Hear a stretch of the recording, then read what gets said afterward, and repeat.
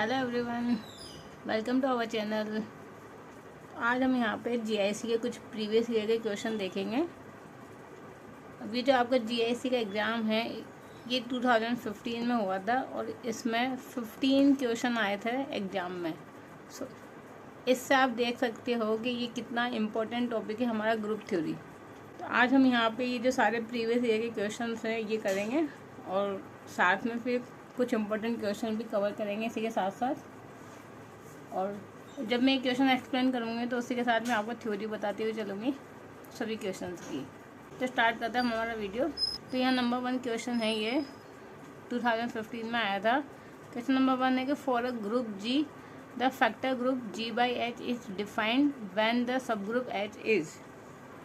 Means यहाँ पे ये जो फैक्टर ग्रुप है जिसे हम क्वेश्चन ग्रुप भी बोलते हैं ये कब डिफाइंड होगा, जब एच किस टाइप का हो। तो ये थ्योरम होती है एक कि जो क्वेश्चन ग्रुप है जी बाई ए तभी डिफाइंड होता है जब एच नॉर्मल सब ग्रुप होता है जी के अंदर, ठीक है ना। तो इसके अकॉर्डिंग यहाँ पे कि एच कैसा होना चाहिए, एच होगा यहाँ पे नॉर्मल। तो आंसर हो जाएगा सब group H is a normal, it is a theorem, ठीक है ना। ये ग्रुप थ्योरी में एक थ्योरम होती है फैक्टर ग्रुप के लिए। फिर ऐसे क्वेश्चन नंबर 2 है, choose the incorrect statement from the following statement. In 4 statement में से कौन सा इनकरेक्ट स्टेटमेंट है, ये आपको देखना है कि क्या पूछा गया, हमसे इनकरेक्ट पूछा गया।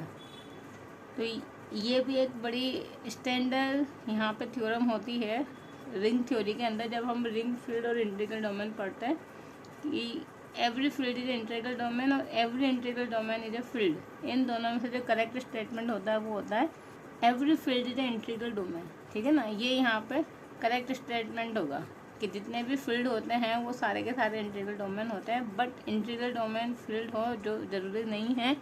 उसके लिए मैं मेंशन कर रहा है कि every integral domain is field is not necessary. क्यों होगा, उसके लिए एग्जांपल है कि जो सेट ऑफ इंटीजर्स की जो रिंग होती है वो एक इंटीग्रल डोमेन तो होगा बट वो एक यहाँ पे फील्ड नहीं होगा। फिर नेक्स्ट क्वेश्चन नंबर 3 है, ये सारे क्वेश्चन जो मैं यहाँ पे करवा रही हूँ 2015 में आए हुए हैं। ये भी एक यहाँ पे थ्योरम बेस्ड क्वेश्चन है कि ये जो Z P comma plus P comma cross P, ये जो यहाँ पर रिंग है जेड पी जिसमें 2 ऑपरेशन चलेंगे यहाँ पे addition modulo and multiplication modulo, ये एक फील्ड होगा। बट कब ये फील्ड बनेगा, प्रॉपर्टी होती है या थ्योरम होती है if and only if this P is a prime number. तो थ्योरम बेस्ड क्वेश्चन है सारे। अगर थ्योरम्स आपको याद हैं ग्रेजुएशन के तो आप ये सारे क्वेश्चन ईजिली सॉल्व कर सकते हो। और ग्रुप थ्योरी में ऐसे क्वेश्चन आते हैं कि इनमें सॉल्व कुछ नहीं करना होता, बस याद है तो आप डायरेक्ट टिक लगाएंगे। फिर स्कोरिंग पार्ट है हमारा जीआईसी के लिए, ठीक है ना। तो यहाँ पे आंसर हो जाएगा हमारा पी जब प्राइम, और वो के रिजल्ट मैंने मेंशन भी कर रखा है कि Z P comma cross P comma Z P comma यहाँ पे आएगा plus P edition modulo P. तो ये कब फील्ड बनाएगा, if and only if P is a prime number, ठीक है ना। अब देखते हैं हम कुछ और एग्जाम के क्वेश्चन नेक्स्ट पेज पे। अब ये नेक्स्ट हमारा क्वेश्चन नंबर 4 है, यहाँ पे ये भी 15 में आया हुआ क्वेश्चन है। क्या पूछा गया है कि the number of generators of a cyclic group of order 10 ABCD 4 option given है। तो यहाँ मैंने एक जनरल रिजल्ट मेंशन कर दिया कि यदि ग्रुप का ऑर्डर कुछ भी हो, यहाँ तो 10 गिवन है, बट यदि ग्रुप का ऑर्डर इसके अलावा कुछ भी हो तो फिर हम कैसे फाइंड करेंगे टोटल नंबर ऑफ जनरेटर्स। उसके लिए एक रिजल्ट होता है कि if order of G equal to N, तो नंबर 1 आपको एन के फैक्टर्स करने होंगे प्राइम की पावर्स की फॉर्म में। तो यहाँ मैंने लिखा कि suppose the factor of N is P1 की पावर अल्फ़ा 1, P2 की पावर अल्फ़ा 2 एंड Pn की पावर अल्फ़ा n। फिर जो टोटल नंबर ऑफ जनरेटर्स होंगे वो इसके इक्वल होंगे n P1 माइनस 1/P1, यहाँ जो प्राइम नंबर मिलेगा वो 1 minus 1/P2 up to 1 minus 1/Pn। इस फॉर्मूले की हेल्प से आप यहाँ पर कोई सा भी ऑर्डर आपको दे दिया जाए, आप सभी ऑर्डर के total number of generator find कर सकते हैं। जैसे हमारा क्वेश्चन में क्या पूछा गया है 10, तो 10 के मैंने फैक्टर्स करिए 2 × 5, दोनों क्या है यहाँ पे प्राइम नंबर है।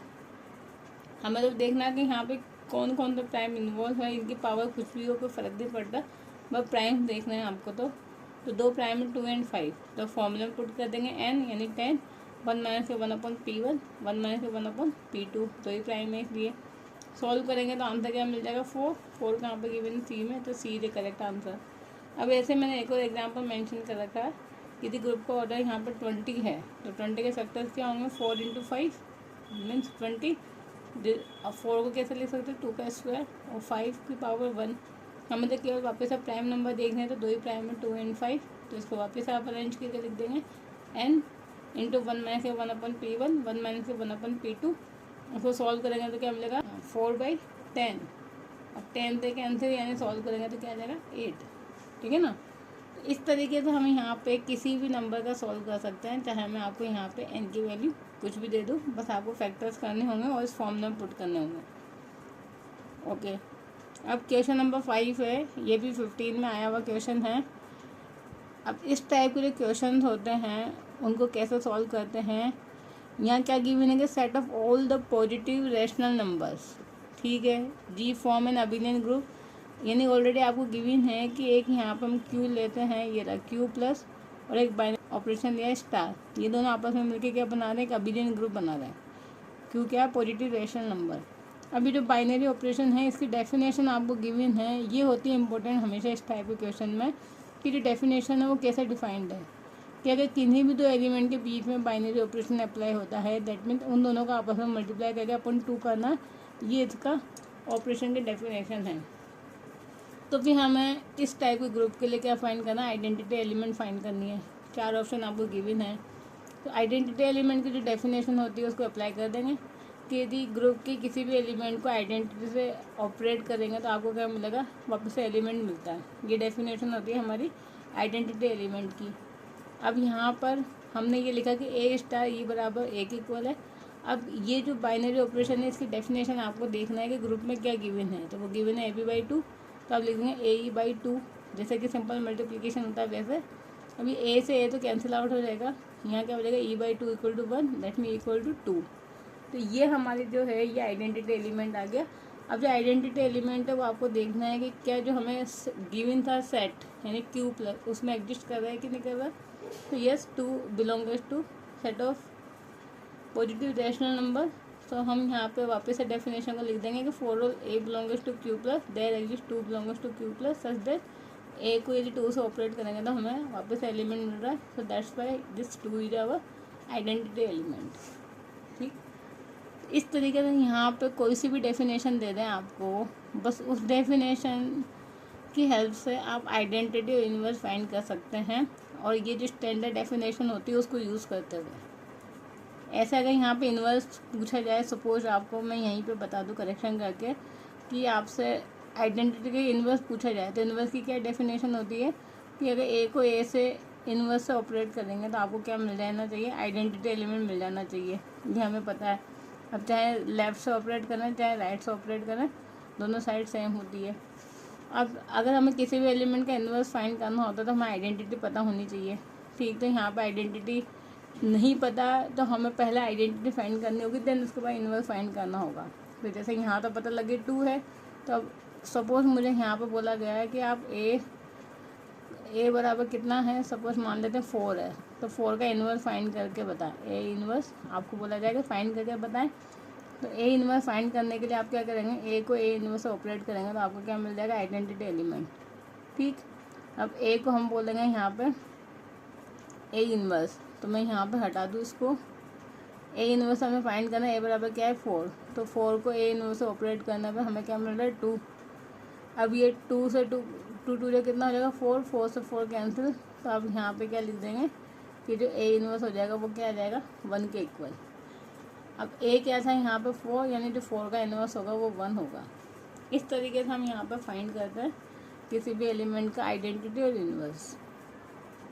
ओके, अब हम यहाँ पे कुछ और एग्जांपल्स देखते हैं या कुछ और क्वेश्चन देखते हैं इस एग्ज़ाम के नेक्स्ट पेज पे। अब नेक्स्ट क्वेश्चन नंबर 6 है हमारा, कि least order of N non abelian group is.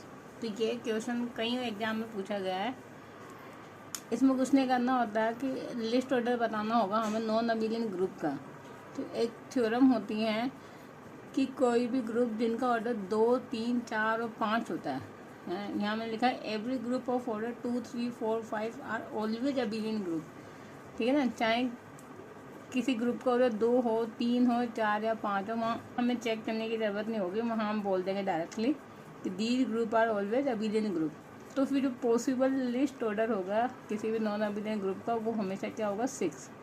अब इसका मीनिंग ये नहीं है यहाँ पे कि 6 ऑर्डर के सारे ग्रुप नॉन अबिलियन होते हैं। हमने बोला जो पॉसिबल ऑर्डर है लिस्ट ऑर्डर कि नॉन अबिलियन ग्रुप हो सकता है वो कौन सा होगा, एक 6 ऑर्डर का ग्रुप नॉन अबिलियन हो सकता है, ठीक है ना। बट नॉट नेसेसरी कि every group of 6 order are non abelian. Clear. तो यहाँ पे जो पॉसिबल 6 लिस्ट ऑर्डर होगा नॉन अबिलियन ग्रुप का वो होगा 6। बाकी 1, 3, 4 ये सारे के सारे क्या होंगे ऑलवेज अबिलियन ग्रुप। सो ये द आंसर इज डी। फिर नंबर 7 है कि जी जिसमें एलिमेंट है 1 -1 आयोटा माइनस आयोटा, ये वाला ग्रुप है जो कि एक मल्टीप्लिकेटिव ग्रुप है। तो हमें बताना है ऑर्डर ऑफ आयोटा, यानी यहाँ पे जो एलिमेंट आयोटा है उसका ऑर्डर क्या होगा।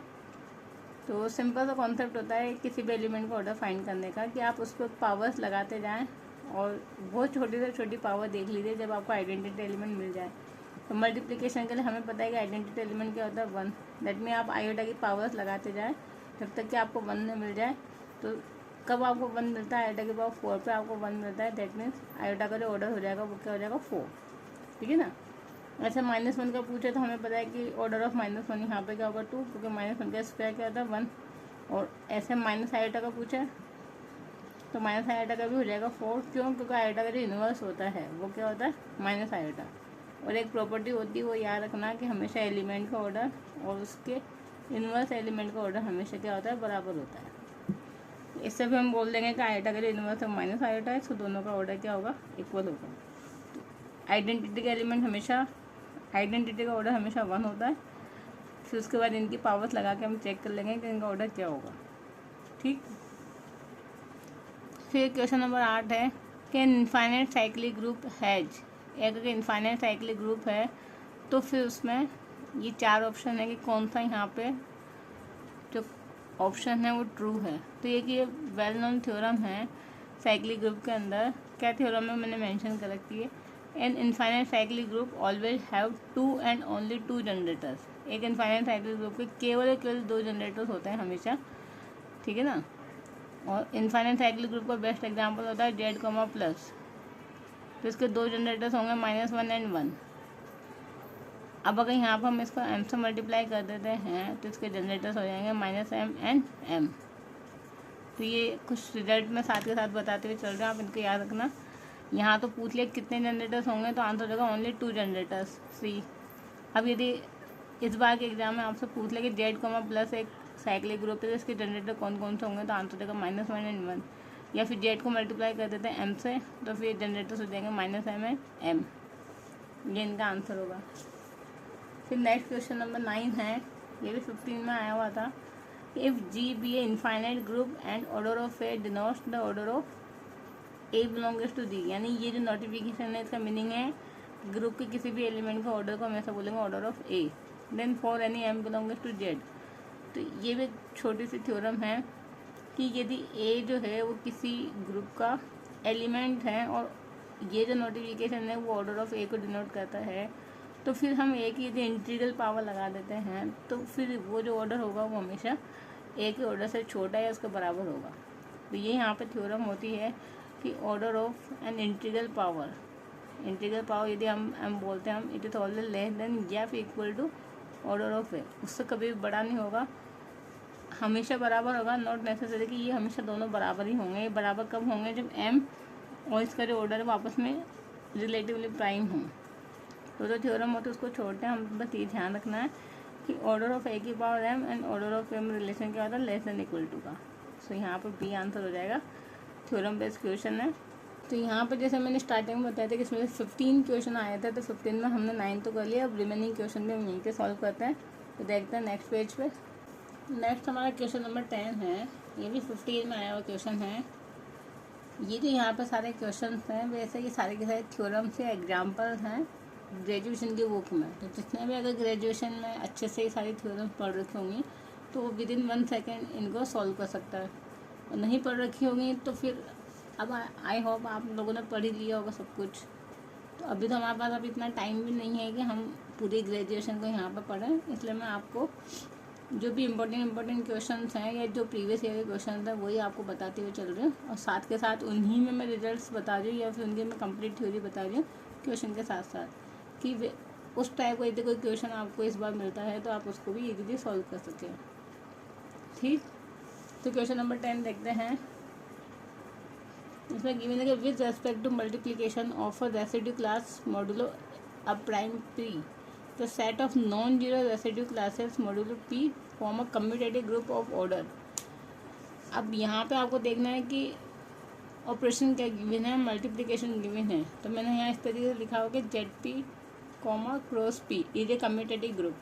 तो अगर मल्टीप्लिकेशन ऑपरेशन है तो मल्टीप्लिकेशन की आइडेंटिटी हमें पता है 1 होती है, तो दैट मीन जेड पी के एलिमेंट होंगे 1 से स्टार्ट होंगे और एंड कहाँ पे होते हैं ये एलिमेंट हमेशा p-1 पे।